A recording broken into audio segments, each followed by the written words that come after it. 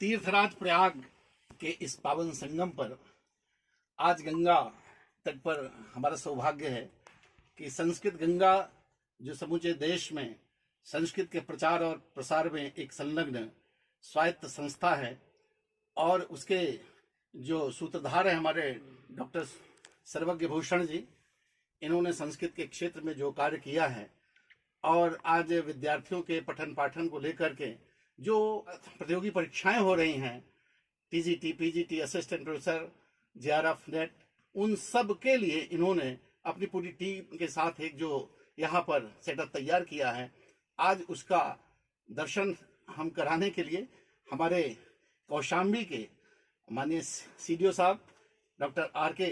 त्रिवेदी जी हमारे साथ यहाँ पर हैं। आप भी संस्कृत के विद्यार्थी रहे, लखनऊ विश्वविद्यालय से आपने संस्कृत में एमए किया, डॉक्टरेट किया और फिर उसके बाद पीसीएस की परीक्षा उत्तीर्ण कर विभिन्न प्रशासनिक पदों पर होते हुए आज कौशाम्बी में ये सीडीओ के पद को अलंकृत कर रहे हैं। आज सौभाग्य है कि इस संस्था में, इस संस्कृत गंगा के इस परिसर में यहाँ पर उपस्थित है। हम उनका हार्दिक अभिनंदन करते हैं। मैं डॉक्टर राजेंद्र त्रिपाठी रसराज कौशाम्बी मूलतः में भी जुड़ा हूँ, मेरा गृह जनपद है और इलाहाबाद डिग्री कॉलेज में एसोसिएट प्रोफेसर के पद पर कार्य करता हूँ। आज त्रिवेदी से मिलकर मुझे एक पद याद आता है, जब इसी घाट पर चैतन्य महाप्रभु से रूप गोस्वामी जो गौड़ीय संप्रदाय के संस्थापक हैं, भक्ति रस के जो आचार्य हैं, वो इसी दशाश्वमेध घाट पर मिले थे और जब मिले थे तो उनकी जो भक्ति थी चैतन्य के प्रति, उनका जो मिलन था, वो जो पद्य उस समय सुनाया करते थे, एक पद्य सुनकर मैं आपका हार्दिक अभिनंदन करना चाहता हूँ। शिखंडी चंद्र आप सभी। प्रियाः सोऽयं कृष्णः साहाचारी कुरुक्षेत्रमिलितास्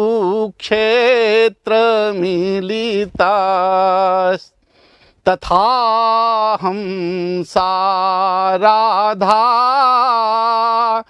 तदिदमुभयो संगमसुखं तथाप्यन्तः खेलन् मधुरमुरली पंचमजुषे मनो में कालिंदी पुलिना विपिनाय स्पृहयति मनो में कालिंदी पुलिना विपिनाय स्पृहयति। आज इस अवसर पर मैं डॉक्टर त्रिवेदी जी का बहुत सा आदर्श अभिनंदन करता हूं, स्वागत करता हूं और मैं इस संस्था के हमारे जो सूत्रधार हैं ये डॉक्टर सर्वज्ञ भूषण जी से चाहता हूं कि आपका ये स्वागत अपने संस्थान में आज करें और कुछ प्रेरणा प्राप्त करें।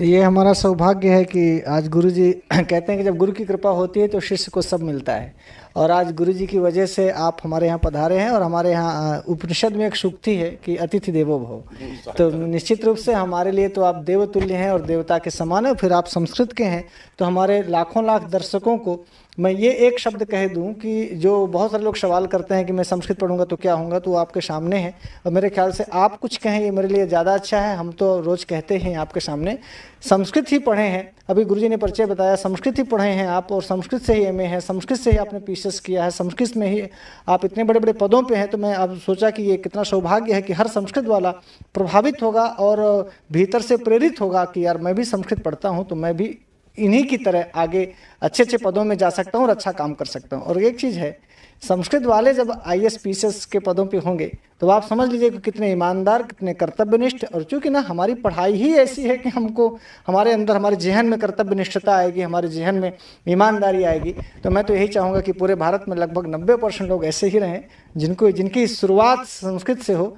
चूँकि संस्कृत से रहेंगे तो उनका नेक चरित्र और अच्छा रहेगा।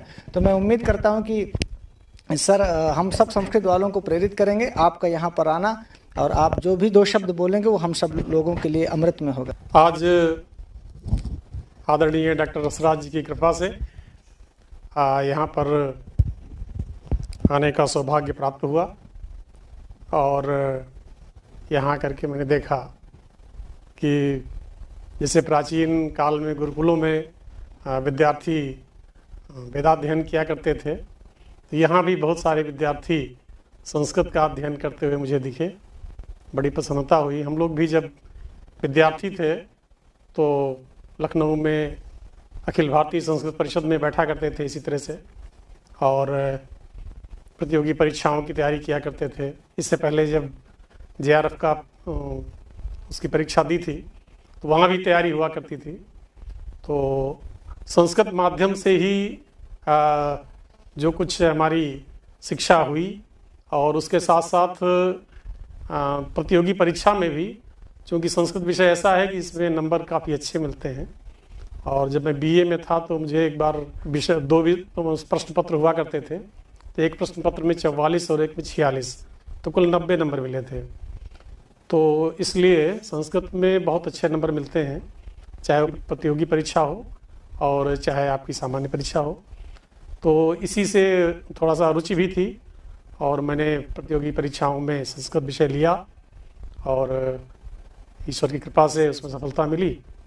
और हम लोग विभिन्न सरकारी सेवाओं में, इससे पहले एक बार दूसरी सेवा में था, मैं नगर पालिका की सेवा में था, वहाँ से फिर छोड़ करके दूसरी सेवा में आया। तो इस समय, इससे पहले मैं जिला विकास अधिकारी मथुरा में रहा हूँ, 4 साल मथुरा वास किया हूँ।